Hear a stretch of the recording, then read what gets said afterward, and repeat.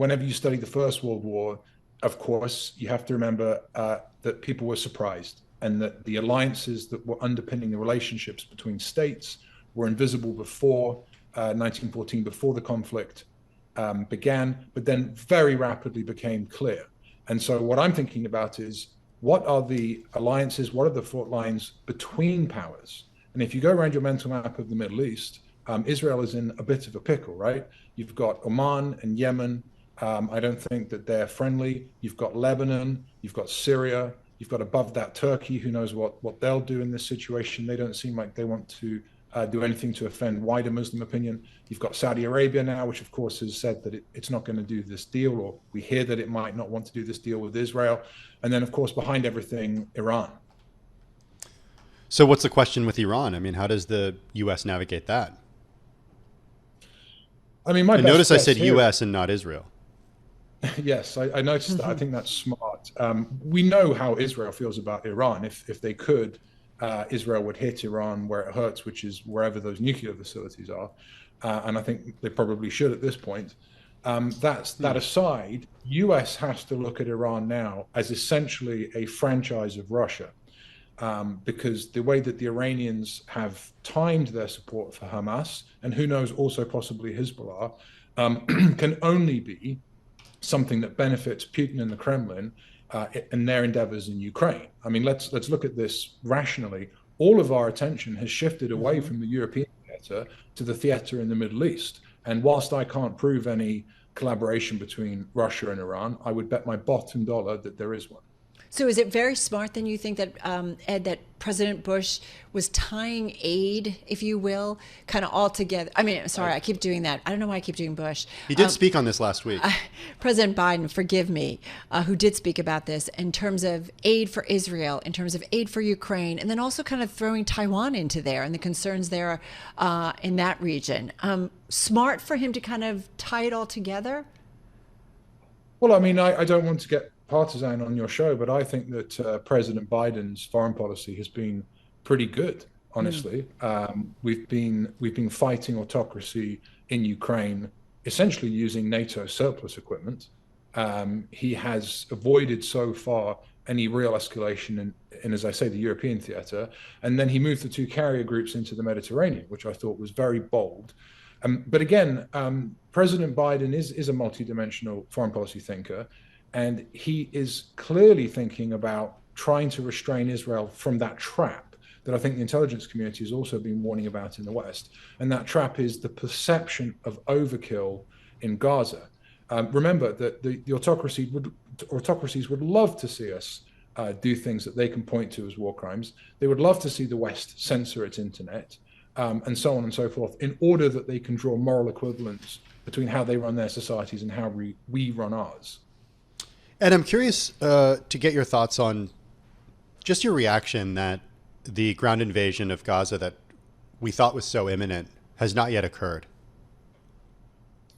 Well, my best guess there, and I stress best guess, this is speculation for your audience, is that American diplomatic efforts bore fruit, and that President Biden meeting Netanyahu in person was effective in so much as there was at least a pause. I don't think that Israel or any other power would conduct a major escalation of a war while a US president was in their territory or in any way endangered.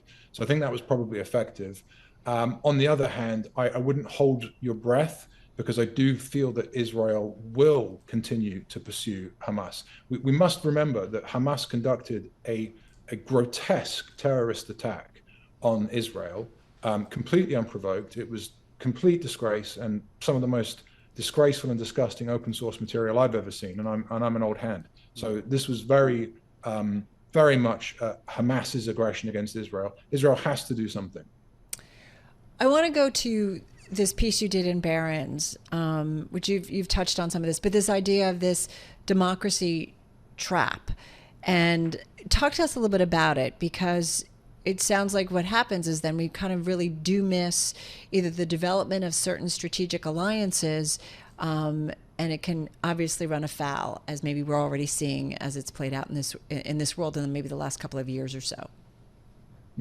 Well, you know me, Carol. I'm always desperately seeking some sort of analytical fame, and I make furtive efforts at catchy articles and titles and so on. The democracy trap is simply the idea that you're damned if you do and you're damned if you don't when you're a democracy. If you do not punish your enemies in a way that other empires and other autocracies in the past have shown is effective, then you are, on the one hand, maintaining your morality as a democracy, but on the other hand, you're letting them go. You're letting them get away with things. And flip that around. If democracies do go ahead and apply firepower to their blood enemies, people turn around, as I said before, and say, "Well, what kind of democracy are you if you don't care about human rights?"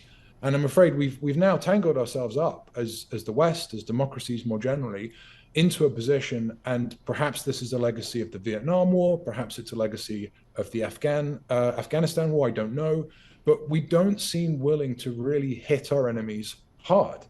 Now that's a problem because at some point we're going to have to, and very unfortunately, it appears that the next time that we're going to have to will be Hamas. Hamas has embedded itself in a civilian population. Some of those people support Hamas, a lot of them don't, and half of them are children. So again, let's go back to Putin. He would like nothing more than to see Israel, the US, the UK, and others, whether in reality or in perception, doing things that he is doing in Ukraine so that he can point to us and say, there's no difference. So here I want to take the step of, some of your past history where you represented the UK government to Wall Street and the US. And I think about, Ed, the tricky relationship of global companies to China, to the Middle East, Saudi Arabia, right? We know the atrocities that have happened, and yet we continue to do business. And I understand the thinking of, well, if we're involved, we can help make things better. Okay. But that doesn't often happen. So I'm thinking about our investment audience who are listening to you, and I'm just thinking, okay, so are companies doing what they should be in terms of standing up for democracy if we really believe in it? Or will they never because they have business interests in so many of these difficult regions of the world? Well, I don't know if they will or not ever, but right now, no, they're not. And sometimes I scratch my head in the wee hours when I think about the blood, sweat, and tears that's gone into ESG, and wonder, to your point, Carol, about where the equivalent is for human rights and democracy. I mean, human rights and democracy scores, right? We have that around the edges. We have a sort of center-left tradition of protest in some Western countries. We have Amnesty International. A lot of business leaders themselves, regardless of their politics, are upright, have integrity, and want to do the right thing. But we are exposed to countries that mistreat their populations.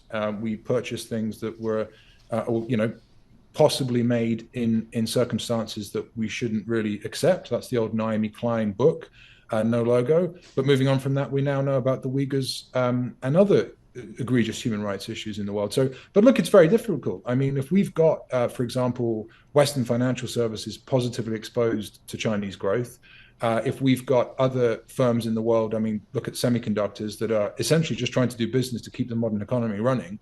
I imagine that they're hoping that the international geopolitical outlook will calm down somehow. My fear is that it won't, Carol. Yeah. I mean, I think that's a valid fear given what we're seeing, Carol. Yeah, it feels like it's just going to get worse. Like when you talk about, some similarities from the First World War, like I just think we're just at this go ahead, Tim. Well, I was just going to say, just to piggyback on that, Carol, I mean, Ed, it seems like the U.S., some people would argue that the U.S. is engaged in a proxy war with Russia. I've heard that. And again, not necessarily my view, but I've heard that argument. And then I've heard the argument too that the U.S. is finding itself drawn into this latest conflict in the Middle East by actually having a carrier, or I should say a military presence there just off the coast. Right, Tim. Right, you are. So maybe we should be talking about Bush, right? And both Bushes. Good point. Because Gulf War III may be just around the corner. Do you believe that though? Are you being facetious, or do you believe that? Yeah. I'm not being facetious at all. No, I'm sitting here on your radio show. I think that that's absolutely possible. I'm very concerned, and you have to be careful with these things because, like I said in these articles, if you're someone who worries, then you're going to get accused of crying wolf, and rightly so, if things don't go the way that they might be going. But let's play it out quickly. Israel goes into Gaza, Hezbollah thrusts into the north. There's a second, third, fourth, sixth, whatever intifada it is in the West Bank. At the same time, Iran decides now's a good time for some sort of global activation of any terror networks they have. Bob's your uncle, right? Immediately, you've got to get the only real cop in town, the only real cop in the world, which is the United States, involved somehow in the Middle East. Now, again, if I was an adversary of the United States, I'd be thinking, well, all I need to do is a third one someplace, and I can go and take Taiwan.